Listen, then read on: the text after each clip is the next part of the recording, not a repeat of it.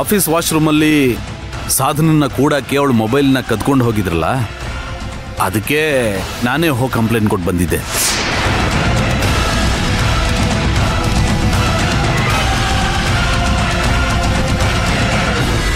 Sir, ಯಾರ ಕೆಲಸ ಮಾಡಿದ್ರು ನೀವು ಕಂಡಿಡಿದ್ರಾ? ಸಿದ್ಧಾರ್ಥ್ ಅವರು ಕಂಪ್ಲೇಂಟ್ ಜೊತೆಗೆ ಒಂದು CCTV ಫುಟೇಜ್ನ ನಮಗೆ ಸಾಕ್ಷಿಯಾಗಿ ಕೊಟ್ಟಿದ್ದಾರೆ. ಆ ಫುಟೇಜಲ್ಲಿ ಆ ವ್ಯಕ್ತಿ ಯಾರು ಅಂತ ನಮಗೆ ನೀಟಾಗಿ ಗೊತ್ತಾಗ್ತಾ ಇಲ್ಲ. ಸೊ ಅದಕ್ಕೆ ಈ ಫುಟೇಜ್ನ ನೋಡಿ ಆ ವ್ಯಕ್ತಿ ಯಾರು, ಆ ಕಾರ್ ಯಾರ್ದು ಅಂತ ನೋಡಿ ಹೇಳಿದ್ರೆ ನಮ್ಮ ತನಿಖೆಗೆ ಸಹಾಯ ಆಗ್ಬೋದು.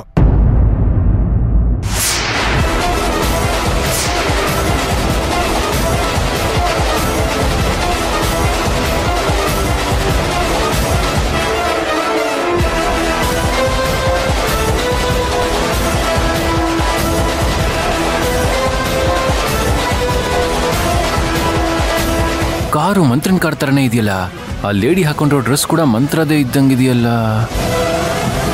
ಆದ್ರೆ ಅದು ಮಂತ್ರ ಅಂತ ಸರಿಯಾಗಿ ಗೊತ್ತಾಗ್ತಿಲ್ಲ. ಎಲ್ರ ಮುಂದೆ ನಾನು ಮಂತ್ರ ಅಂತ ಹೇಗೆ ಹೇಳೋದು?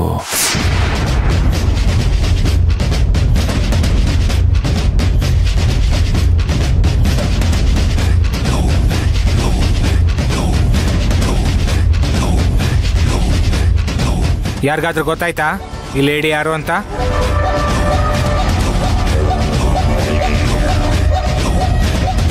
ಇಲ್ಲ ಸರ್, ಅದು ಯಾರು ಅಂತ ಸರಿಯಾಗಿ ಗೊತ್ತಾಗ್ತಾ ಇಲ್ಲ.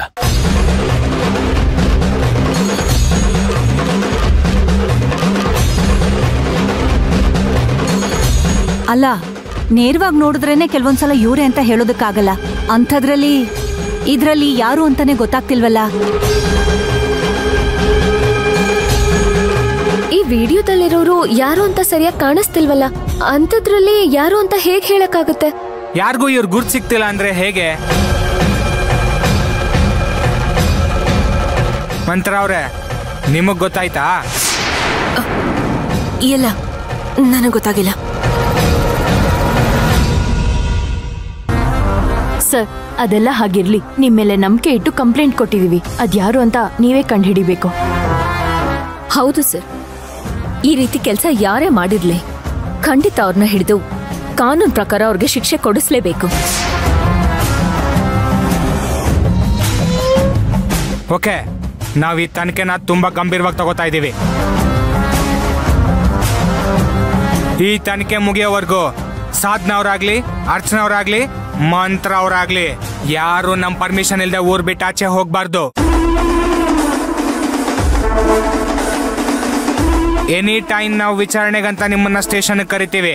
ಸೊ ಅದಕ್ಕೋಸ್ಕರ ಪ್ಲೀಸ್ ಕೋಆಪರೇಟ್ ಮಾಡಿ. ನಿಮ್ ಕೋಆಪರೇಷನ್ ಇದ್ರೇನೆ ಈ ಕೇಸ್ನ ಬೇಗ ಸಾಲ್ವ್ ಮಾಡಕ್ಕಾಗೋದು.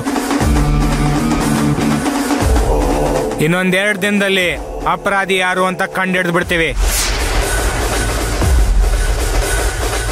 ಸರಿ ಸರ್, ನಾವು ಯಾರೂ ಎಲ್ಲೂ ಹೋಗಲ್ಲ. ನೀವು ಎನ್ಕ್ವೈರಿ ಮಾಡಿ, ತಪ್ಪು ಮಾಡಿರೋರ್ಗೆ ಶಿಕ್ಷೆ ಆಗಲೇಬೇಕು. Okay, thank you.